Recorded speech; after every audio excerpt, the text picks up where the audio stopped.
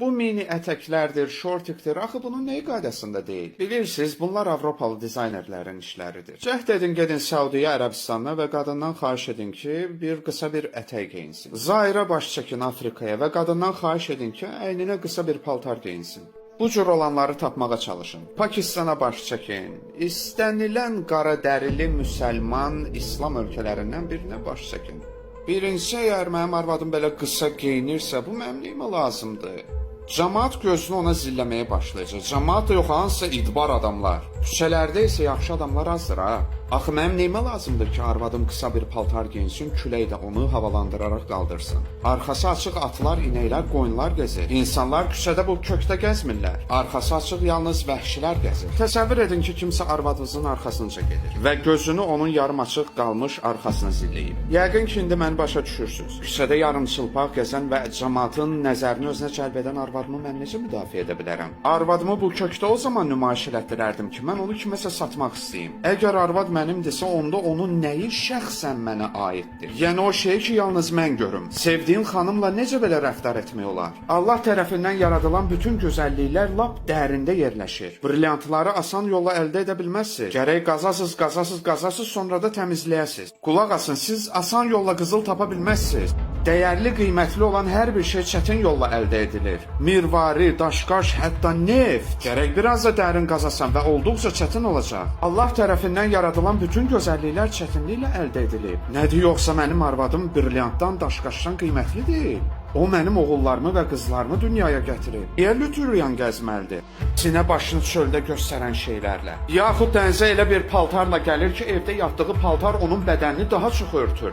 Əlbəttə Avropa adamlarını qıcıqlandıracaq ki, bizim qadınların paltarı onların paltarlarından daha çox bədən örtür. Çimərliyə çıxarkən onun bədəninə baxın, tamamilə çılpaqdır. Axı bu vəhşilikdir. Təsəvvür edin ki, sizin arvadınız və ya qızınız bir kişinin qarşısında gəzişir və o kişi də deyir, "Oo, nə əlim çatardı ona." Başa düşürsüz, birincisi bu mənim qadınımdır. Axı nəyi pisdir ki, bu mənim xoşuma gəlmir. Və siz bütün Avropadan çıxanlar qara dərilərə pis nümunə olursunuz. Avropalılar qara dəriləri əxlaqsız ediblər. Qulaq asın, davam etməmişdən öncə bunu deyim ki, Afrikadakı qəbilələr lütüryan gəzirlər. Paltarlar da yoxdur və bunda pis nə var ki? Onlar sizin kimi görünmürlər. Mən onlar barədə məlumatsızam. Onlar vəhşidirlər. Birincisi onlar vəhşi deyirlər. Biz də nə zamansa vəhşi olmuşuq da. Onlar vəhşidirlər, lakin tərz onlardan götürülməyib. O adamlardan danışırsınız ki, cəngəllikdə qalırlar və heyvan kimi yaşayırlar. Afrikanın tarixi barədə məlumatınız var və bilirsiniz ki, orada sivil insanlar da olub. Biz də onlardan sayılırıq. Hansı kişi istəməzdi ki, onun xanımı örtülü olsun? İşə gedəndə də narahat olmasın ki, kimsə ona sataşa, təcavüz edə bilər. Axı burada nə əmma var? Əlbəttə ki, heç nə. Onda mini ətəkdə nə problem var? Düşünmürəm ki, bunda bir problem var. Doğrudan belə düşünmürsünüz? Hə, çünki siz ağsınız. Çünki sizin təbiətiniz düzgün deyil. İş onda deyil, mən ağam, siz qarasınız. Bilirəm, iş orasındadır ki, siz dindar adam deyilsiniz. Bir dəqiqəyə necə yəni dindar deyilsiniz? Dediklərinizdən belə çıxır. Siz məni tanımadan nəticə çıxarırsınız. Hə, düzdür. Siz televizordan dünyaya müraciət edirsiniz. Niyə belə deyirsiniz? Mən sizi tanıdığımdan daha çox tanıyırsınız. Siz xanımınızın geyim tərzinə nəzarət etmək istəmirsiniz, elədir? Bəli, hə, elədir. Deməli siz dindar deyilsiniz. Dayanın bir söz deyim. Siz özünüzə xristian deyirsiniz. İcazə verin. Siz xristianların başını aşağı edirsiniz. Belə maraqlıdırsa mən heç nəyə inanmıram. Hə, deməli mənə indi hər şey aydın oldu. Bağışlayın, siz inancsızsınız. Məgər mən adam deyiləm? Əgər inanclı deyilsə, mənə aydın olur ki, niyə heç nə vecinizə deyil. Amma mən də digər insanlar kimi öz Allahıma inanıram. İnancı mali qüvvəyədir. İnsanı Allah özünə məxsus şəkildə yaratdı. Siz onu ürəyiniz istəyən şəkildə təsvir edirsiniz. Bu da özünə məxsus klişelərdir də. İcazə verin kitabdan sizə bir şey oxuyum, hansı ki müəllifi sizin dostunuzdur. Doğrudan, mən indiyədək heç bir aparıcını vurmamışam. Siz bunu gördünüz? Məni qazamata sala bilərlər. Siz mənə başa düşürsünüz? Ciddiyəm ha? Mən ziddiyyət tapmışam, indi onun haqqında danışmaq istəyirəm. Deyin görün. Siz materializmin əleyhinə danışırsınız, lakin eyni zamanda sizin qarşınızda Rolls-Royce və yeni Cadillac Lincoln var. 2 Rolls-Royce var, olsun 2 Rolls-Royce. İndi isə gəlin bir şey deyim. İstəyərdim ki, bunu yazan indi burada olsun.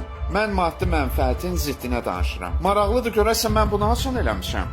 Mən maddi mənfəətin əleyhinə danışmıram ki. Bizim adamlar belə fəhm ediblər ki, cənnət yer üzərində deyil. Lakin cənnət göylərdə deyil, yerdədir. Cəhənnəm də yerin dibində deyil, yer üzərindədir. Ağlarsa deyir ki, cənnət göydədir. Cəhənnəmsə yerin dibində. Ortası da ona məxsusdur. Bütün zavodlar, elektrik stansiyaları, otellər. Mənsə deyirəm ki, cənnət yer üzərində hər şey yaxşı olduqdadır. Mən bunu təbliğ edirəm. Maddi rifahı yox. Ancaq səbəbi var ki, nə üçün mənim maddi rifahım var. Qolumdakı $6000 bu saatın səbəbi o demək deyil ki, o gözəldir ya da mənim ondan xoşum gəlir. Lakin onu səbəbsiz almamışam. Rolls-Royce kimi.